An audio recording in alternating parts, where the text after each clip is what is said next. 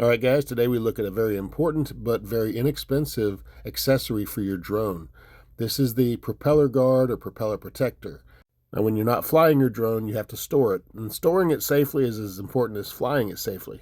Even though the drone folds up nicely, the propellers can be very unruly, and they can spin around and spin out of position when you put them in your bag or in your case, and if they're out of position and catch on something, they can easily bend or break.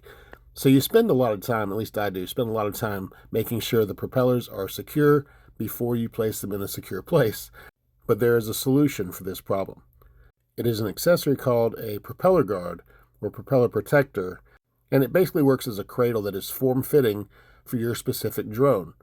It has a hard plastic bottom and then a rubber strap that goes around the top of the drone to secure the blades. As you see here, I was using a rubber band, and it sort of worked to hold the propeller blades in position, but not really. I was kind of concerned it would also damage the blades over time.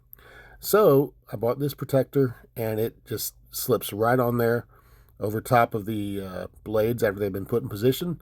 Again, these are not universal, so you need to find the one for your drone specifically. This is for the DJI Mini 3.